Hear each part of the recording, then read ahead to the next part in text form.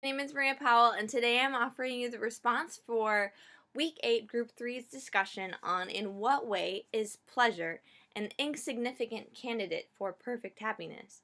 And Aquinas points out these specific reasons as to why perfect happiness cannot consist of purely pleasure in Question 2, Article 6. He firstly begins by drawing this distinction between something that is essentially in and of itself the perfect good versus something that is a proper accident to the perfect good. So, pleasure, in this sense, is in and of itself not fully the essence of happiness because it is produced in the way of an event that makes you happy. So, man is delighted on account of the fact that he has some fitting good, either in reality or in hope or at least in a memory, and therefore delight or pleasure results upon the reality of something else in man attainable to him. Just as a child does not have pleasure because it's just purely enjoying ice cream, but because he actually has physical ice cream to enjoy. Therefore, some physical need is fulfilled in order for there to be pleasure, and therefore delight and pleasure are considered proper accidents because they may be directly attached to happiness, but they are not the very essence of happiness. And so Farrell's words fit perfectly here, where he says that no pleasure can make up happiness. Rather, it must always follow humbly in the wake of happiness, like a train bearer following its bride. And so, in the process of attaining happiness, some pleasurable things are obtained, but it does not. Happiness itself is not essence, the pleasure itself. So, the second reason that he points out is that pleasure cannot be the perfect good because it's directly attached to the senses of man, and it pertains to his body and the way that he interacts with the world, and it occurs on account of the resting of his personal appetite in another good that he has obtained.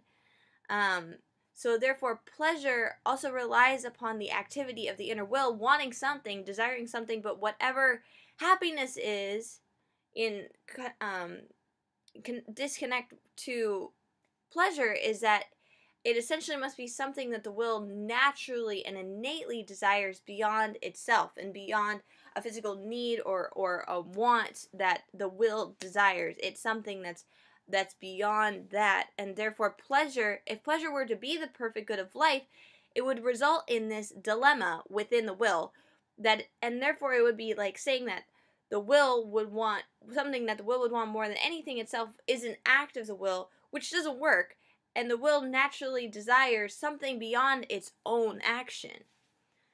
So therefore, again, pleasure cannot fulfill the will's desires towards happiness.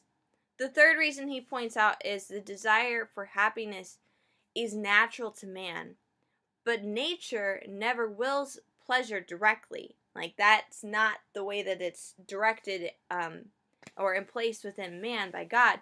Rather, it attaches pleasure to things that the will that it wills directly, making pleasure a proper accident in this situation as well.